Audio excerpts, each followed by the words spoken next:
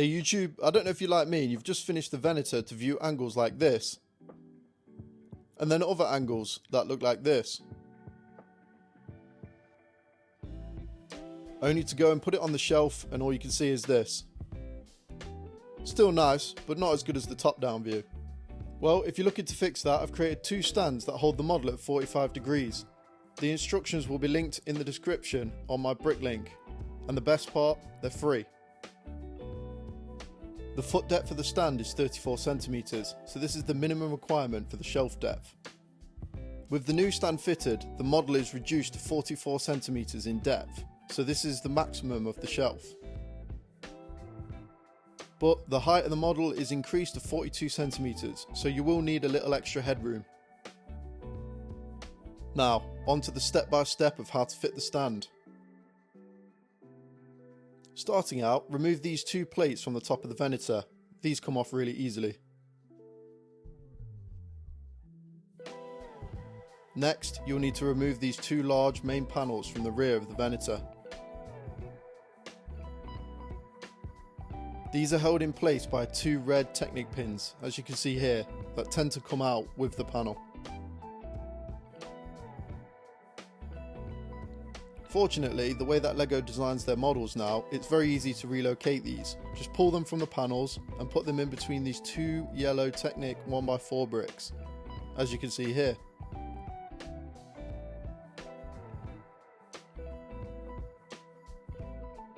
Remove the front section of the Venator. Ensure that all this Technic stuff comes out with it at the back. I've had it split off before. Then there should be two 1x3 Technic beams that hold the bottom onto the top panel. Next we can remove the hanger bay portion. This simply lifts up at the front and then you just pull forward. It's clipped in place. Remove these two black studs that hold down the top of the upper panels. In order to remove the front upper panels, I like to pick them up from the centre and bend them outwards. This will force the socket piece to break from the panel and stay in the edge of the model, as you can see here. Now we can simply pull these from the model and then reconnect them back into the panels.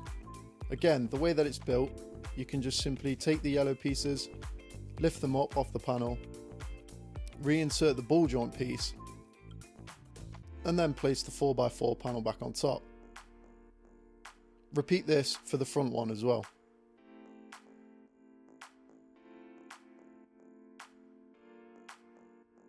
Just in case anything's popped off for anyone, here's a view of the full panel.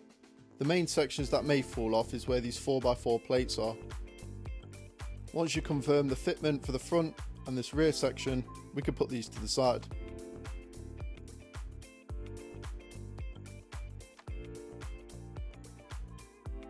Here's me removing the other panel just so you can get an idea of what this looks like from the other side. Again, removing the socket pieces from the model. Now, I would say this is the trickiest part of the whole stand process. It's a lot easier if you get someone else to do this, but I've done it alone just to show you it's possible. To start off with, the rear stand has got two 4x4 plates holding it in, along with Technic pins. You need to get these 4x4 plates off. You can do it by hand, but it is a lot easier if you use something like a brick separator. Remove the bottom orange Technic pin, leaving the top one in. Repeat the same process for the other side, removing the 4x4 plates and then the bottom orange Technic pin.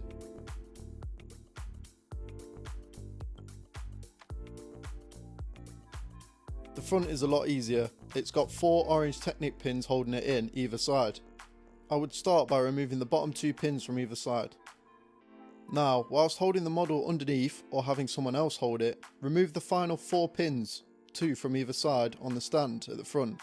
You can then lift the model up into the air and lower it down onto its nose. So remove the stand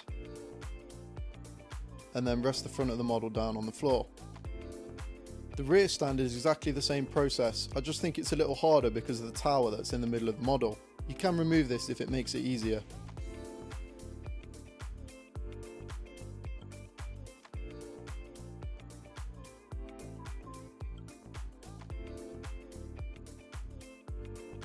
Here is a view of all the parts that you should have removed from the model.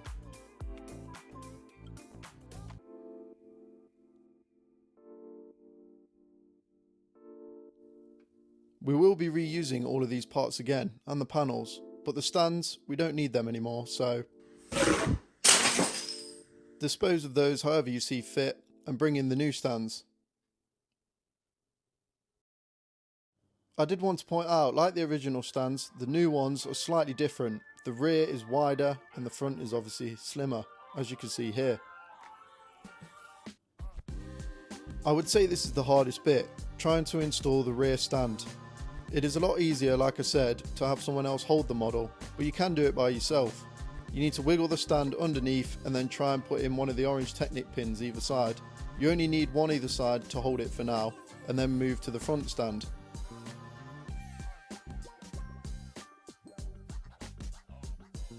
So after putting the 2 pins in the rear stand, lift up the front and then slide the stand in underneath for the front. This is the thinner one.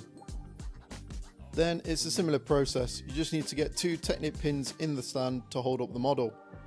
You can put the rest of the pins in the front stand, but you only need 2 just to hold up the model. It will support itself then, and then you can relax holding it up in the air. So at this point, if you have an additional person, they are no longer needed. So as you can see now, the whole model is held at 45 degrees with only 2 Technic pins at the front and then 2 Technic pins at the rear.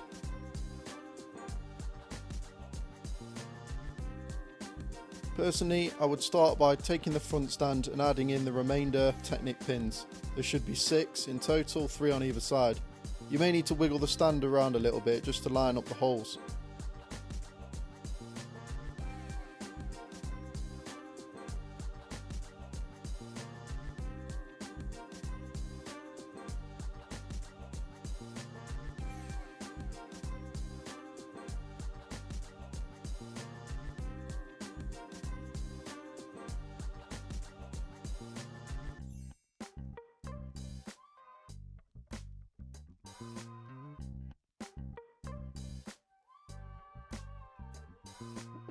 There should be 1 slot either side for the rear stand for an extra Technic pin. I would put this in first just to line everything up, and then comes the tricky bit. Here you have to reinstall the 2 4x4 plates. It's a little bit awkward to get the rear one in, but I find eventually you can do it with persistence. Once that's in place, you could put the front 4x4 plate on and then squeeze them together to ensure everything's locked in place. The rest of the process is pretty simple. It's just a reverse of what we did earlier, and I think it's very easy. Start by taking the 2 front top panels and taking the ball joints and slotting them into the sockets on the side of the Venator. Here's a different angle of me doing the other panel. You can see here, I take the ball joints, I line them up with the sockets, gently rest the panel down and then push it into place.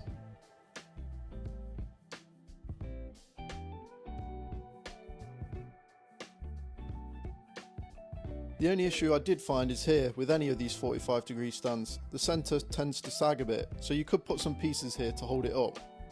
The front portion or the hanger section uses these clips that simply just push into the clips on the model. Then drop the front down. Now that we reinstalled the Technic ball joints earlier, these rear plates can simply just click back into place.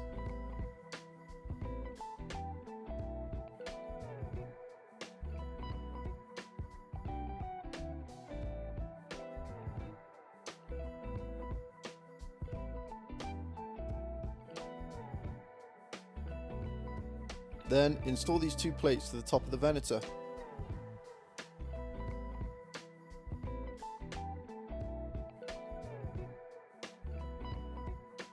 And finally the front part. There's 2 Technic 1x3s that simply slot into place either side, holding the bottom to the top, and then you can slide the main piece in. Just remember that on the front piece there's a 1x1 bracket and this faces upwards. And there we have it, the stand completed.